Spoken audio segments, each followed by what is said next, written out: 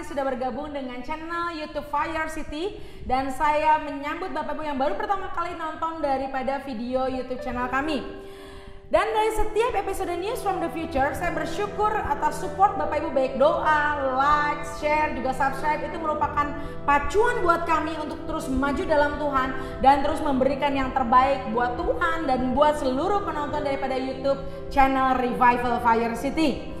Karena itu pastikan untuk terus Bapak Ibu ajak semua orang, saudara, teman, rekan Bapak Ibu untuk menonton daripada channel YouTube kami. Sehingga Bapak Ibu sudah terkasih dalam Tuhan akan dibawa pergi ke masa depan yang penuh dengan pengharapan. Karena saya pastikan setiap Bapak Ibu menonton video ini, Bapak Ibu akan menemukan masa depan yang penuh pengharapan. Haleluya.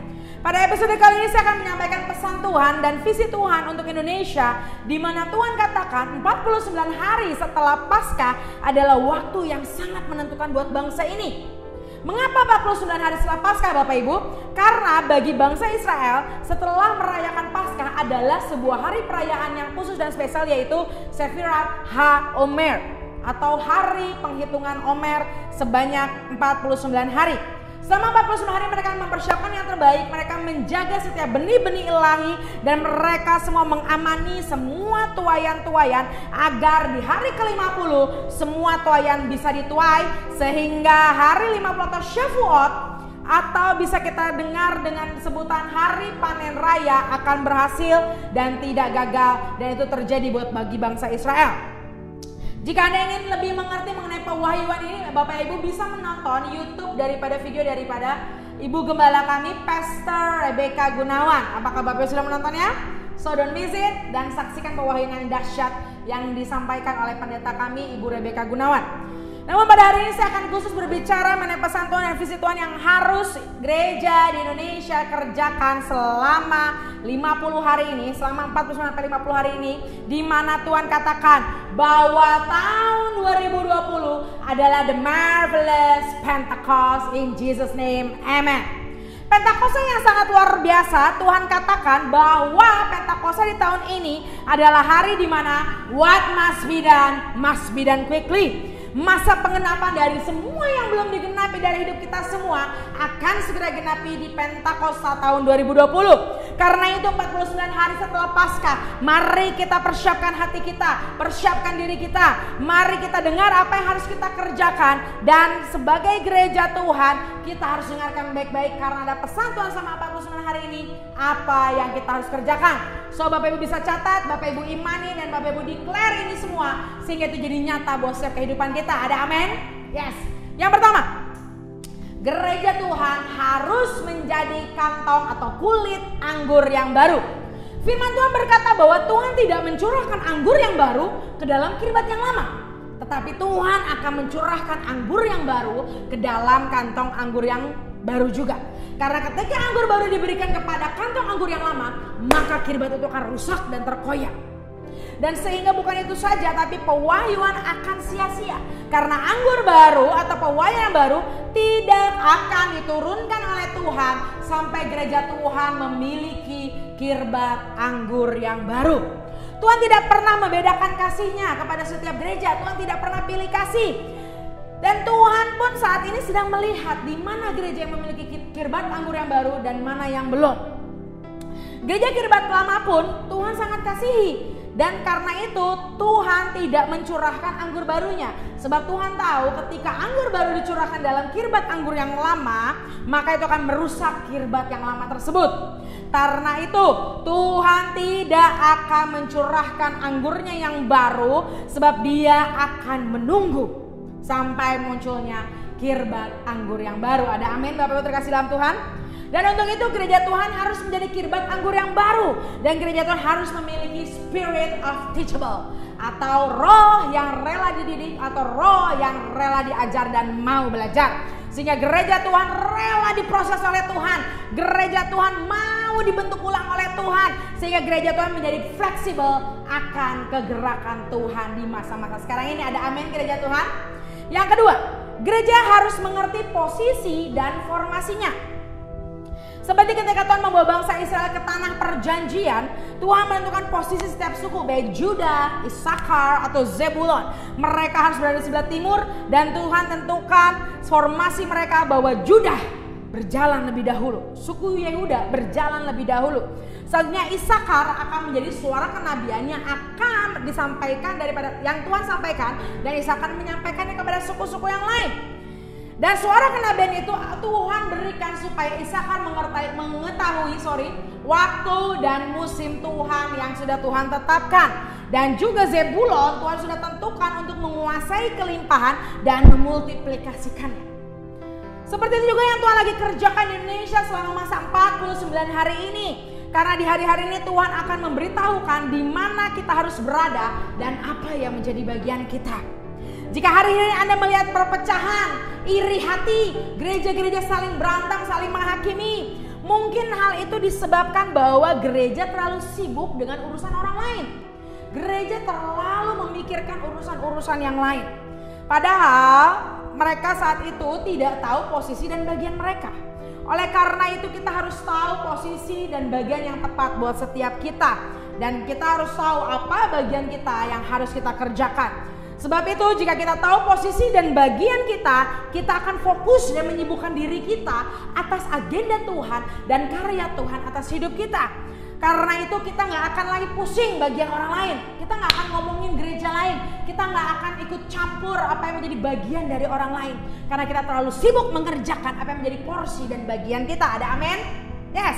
Karena itu mari selama 49 hari setelah Paskah ini kita sama-sama yuk tanya Tuhan, apa yang menjadi panggilanmu, di mana kita harus berada, dan apa yang menjadi bagian kita. Ada amin saudara terkasih dalam Tuhan? Yes. Yang ketiga, gereja harus mengerti yang namanya sabbatical warfare. Selama 49 hari ini ada satu agenda iblis Bapak Ibu, ini dengarkan baik-baik. Ada satu agenda iblis yang adalah tujuannya adalah mencuri fokus anak-anak Tuhan. Sehingga kita fokus pada serangan, kita fokus pada masalah, kita fokus pada pasukan iblis. Tapi kita kadang lupa bahwa Allah yang berperang bagi kita. Ada amin? Yes. Saya tidak pernah katakan bahwa peperangan rohani telah berakhir. No, tidak. Saya tidak berkata demikian. Tapi kita akan terus bertempur demi kerajaan Allah yang ditegakkan di seluruh dunia. Namun 49 hari ke depan Bapak Ibu, Tuhan katakan bahwa ini saatnya kita mengerti yang namanya sabbatical warfare atau peperangan sabat. Dan Tuhan mulai katakan, peperangan ke depan adalah peperangan di mana engkau meninggikan aku, meninggikan Tuhan, dan Tuhan yang akan merendahkan musuh-musuhmu. Haleluya. Ini seperti kembali ke zaman Yosafat. Bapak Ibu bisa kembali baca mengenai kisah Yosafat, di mana Yosafat hanya fokus meninggikan Tuhan, fokus memuji Tuhan lewat pujian dan penyembahan. Dan akhirnya musuh berperang dengan musuh. Musuh berperang dengan sekutunya sendiri. Dan bagaimana ujungnya kita tahu Bapak Ibu, bahwa Yosafat hanya menjarah. Sebab Tuhan yang berperang bagi dia. Ada amin? Yes. Sabbatical warfare adalah ketika kita masuk hadirat Tuhan. Kita fokus memuji menyembah Tuhan. Kita membawa pujian yang terindah, penyembahan tingkat tinggi. Dan fokus kita hanya kepada dia, dan dia saja. Sehingga kita akan mengizinkan Tuhan yang berperang bagi setiap kita. Ada amin? Yes, haleluya. Selanjutnya yang keempat, gereja harus kembali mengingat dan memproklamasikan perjanjiannya dengan Tuhan. Selama 49 hari ke depan Bapak Ibu terkasih dalam Tuhan adalah hari yang tepat untuk kita mengingat perjanjian yang sudah Tuhan berikan buat setiap kita. Seperti Nabi Daniel, walaupun dia dalam pembuangan, keadaan sangat sulit, banyak tekanan, banyak musuh dan peperangan, tapi hati dan jiwanya hanya tertuju kepada janji Tuhan. Dan dia terus mengingat dan dia terus teringat akan nubuatan Nabi Yeremia, di mana Tuhan berjanji bahwa pada tahun yang ke-70 bangsa Israel akan dilepaskan dari pembuangan.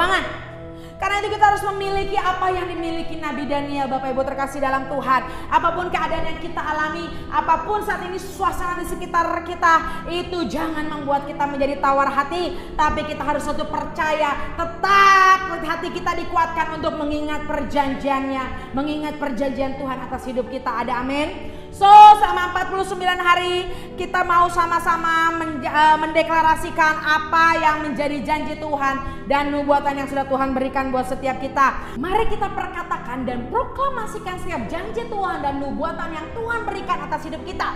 Sebab Dia Tuhan yang tidak pernah berdosa dan Dia akan selalu menggenapi apa yang sudah Dia katakan buat setiap kita. Ada amin saudara yang terkasih dalam Tuhan? Yes.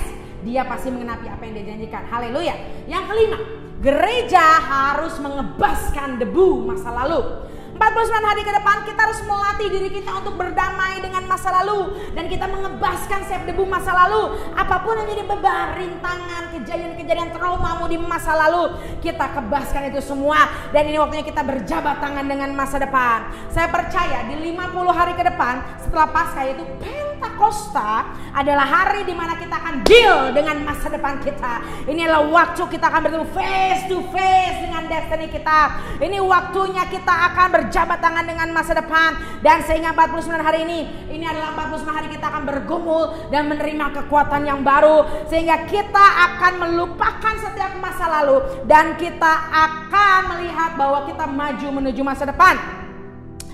Sehingga 49 hari adalah 49 hari kita bergumul dengan kekuatan masa lalu yang selalu ingin menarik kita ke belakang. Ayo kita gumul itu dan kita patahkan Bapak Ibu. Ingat, seburuk apapun masa lalumu, itu tidak bisa mendikte masa depanmu.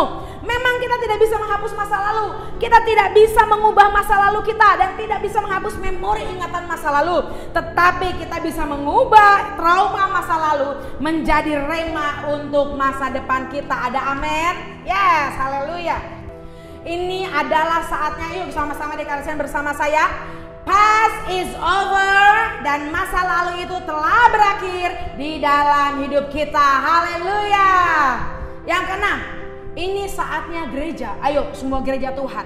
Ini waktunya kita kumpulkan para penuai. Saya percaya bahwa Pentakosta atau disebut perayaan Shavuot oleh bangsa Israel itu adalah sebenarnya hari raya penuaian besar. Inilah momen di mana kita akan menapaki suatu musim yang baru bersama Tuhan. Ini waktu kita menapaki suatu musim yang namanya The Mega Harvest Moment. Namun Tuhan Yesus mengingatkan, tuaian memang banyak, tetapi pengerja sedikit. Pekerja itu sedikit Bapak Ibu. Oleh karena itu ini saatnya gereja Tuhan, ayo bangkitkan para penuaimu. Ini waktunya kita memanggil para penuai dan kita memperlengkapi mereka semua untuk hari penuaian besar.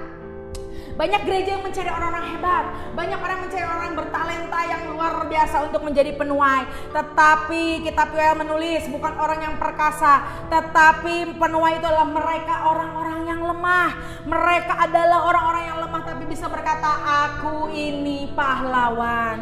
Para penuai adalah mereka yang bagaimana Tuhan sentuh kelemahan mereka. Dan akhirnya diubah menjadi kepahlawanan. Karena itu bangkitlah kita semua yang di tempat ini. Tuhan tidak pedulikan seberapa lemahkah engkau, tidak pedulikan berapa kekurangan engkau, tapi kalau Dia pun bisa menyentuh wanita Samaria yang lemah, yang penuh kelemahan dan mengubahnya menjadi seorang pahlawan, berarti Tuhan saat ini bisa menyentuh hidup Bapak Ibu Saudara terkasih dalam Tuhan. Dia juga akan menyentuh hidupmu di dalam nama Tuhan Yesus. Amin. Yang ketujuh, gereja harus belajar untuk menghitung hari. Mazmur 90 ayat 12 berkata, ajarlah kami untuk menghitung hari-hari sehingga kami sedemikian rupa sehingga kami beroleh hati yang bijaksana. Saya percaya di Pentakosta 2020 ini gereja akan masuk ke dalam masa kedewasaan sehingga gereja akan memiliki hati yang bijaksana untuk menghitung hari-harinya. So selama masa persiapan ini mari yuk sama-sama kita belajar Bapak Ibu untuk belajar menghitung hari-hari kita sehingga kita beroleh hati yang bijaksana. Dalam bahasa aslinya menghitung itu sebenarnya dapat dikatakan dengan menimbang. Sehingga diartikan seperti ini Bapak Ibu, kita harus menimbang apa saja yang kita kerjakan hari-hari ini. Apakah yang kita kerjakan akan menambah bobot destiny kita, atau apa yang kita kerjakan itu hanya sia-sia belaka? Kalau kita kerjakan itu bobot yang membuat kita mendekat destiny kita, atau bahkan itu kebalikan malah membuat kita kehilangan waktu menuju destiny atau kesempatan, kita harus perhatikan baik-baik. Jangan sampai kita kehilangan kesempatan. Amin Bapak Ibu. Oleh karena itu selama 49 hari ke depan pastikan bahwa setiap kita belajar dan mengerjakan segala sesuatu dengan menghitung hari-hari yang ada dengan bijaksana. Kita harus punya pertimbangan yang matang. Kita harus menentukan apa yang harus kita kerjakan agar sehingga kita tidak melewati banyak hal dan kesempatan dalam hidup kita dan kita tidak melewati momentum dan kairosnya Tuhan. Amin. 49 49 hari ini adalah hari-hari yang penuh dengan kesempatan ilahi, sehingga mari bersama kita hitung dan timbang hari-hari kita sedemikian rupa dengan hati yang bijaksana, sehingga kita tidak melewati atau kelewatan daripada kairos dan waktunya Tuhan. Ada amin? Puji Tuhan Bapak Ibu, itu adalah 7 kunci di mana kita harus mempersiapkan diri selama 49 hari menuju Pentakosta. Itu yang harus kita lakukan Bapak Ibu selama 49 hari ke depan. Karena saya percaya Pentakosta 2020 akan menjadi Pentakosta yang berbeda. Ada amin? Tuhan katakan bahwa di Pentakosta kali ini Tuhan akan mengerjakan segala sesuatu dengan tidak lazim. Apa yang tidak pernah dilihat oleh mata, tidak pernah didengar oleh telinga, dan tidak pernah timbul di dalam hati, itu yang Tuhan sediakan untuk mereka yang mengasihi Dia. Ada amin? Yes. Kembali sebelum saya menutup episode kali ini, saya kembali akan melepaskan nubuatan personal ke beberapa dari penonton. Ada yang menonton YouTube ini, engkau sedang mengalami masalah dengan orang tuamu karena waktu itu orang tuamu tidak merestui hubunganmu dengan pasanganmu saat ini. Ya. Dan Tuhan mau katakan, ya aku mau memulihkan hubunganmu karena sebelumnya engkau menikah kau tidak dapat restu, tidak dapat blessing dari orang tuamu. Tapi saat ini Tuhan akan lepaskan pemulihan. Tuhan akan mencurahkan roh rekonsiliasi, yes, syakalaraba, untuk hidupmu sehingga kau akan mengalami pemulihan demi pemulihan. Ya, untuk seseorang yang menonton YouTube ini, percaya roh rekonsiliasi, pemulihan akan datang untuk hidupmu dan orang tuamu. Ya, syakalaraba ya dasyekeke, kularaba. Dan Tuhan katakan untuk seorang wanita yang bernama Anita atau Anastasia. Ya. Tuhan mau bilang bahwa Tuhan akan ubah ketawaran dalam rumah tanggamu akan berubah jadi kemanisan. Setiap ketawaran dalam hidupmu akan berubah jadi anggur yang manis dalam rumah tanggamu. Ya. Segala sesuatu yang tawar dalam rumah tanggamu yang selama ini menghiasi rumah tanggamu akan Tuhan ubah menjadi kemanisan, dan itu akan menghiasi rumah tanggamu sehingga sehingga Tuhan akan mengerjakan banyak hal yang luar biasa. Ada kemanisan, ada mujizat dalam rumah tanggamu. Percaya dan imani itu untuk seorang wanita bernama Anita atau Anastasia. Ya, amin. Saya percaya semua yang menonton ini sudah terjamah, semua yang mendapatkan nubuatan personal sudah terjamah di dalam nama Tuhan Yesus. Saya percaya tuh Bapak Ibu, 7 kunci ini akan sangat memberkati kita. So kita mau responi, kita imani, kita lakukan semua sehingga kita akan terima berkat-berkat yang luar biasa. Kita menjadi orang-orang yang berkenan dan menyenangkan hati Tuhan. Ada amin. Saya percaya melalui video ini akan banyak orang tersentuh. Bahkan bukan hanya itu, tapi video ini dan pewahyuan daripada Tuhan akan menyentuh yang tidak tersentuh dan menjamah yang tidak terjamah. Oleh karena itu Bapak Ibu jangan lupa untuk like, share, subscribe dan sebarkan video ini sehingga banyak orang diberkati, banyak orang yang disentuh oleh Roh Kudus. Dan jangan lupa Bapak Ibu klik tombol lonceng sehingga Bapak Ibu mendapat notifikasi hingga Bapak Ibu tidak tertinggal atas setiap pewahyuan pesan masa depan yang Tuhan sampaikan buat setiap kita. Akhir kata, saya Rara Syahan dari Revealer Lady mengakhiri video ini dengan satu kata, tuntas.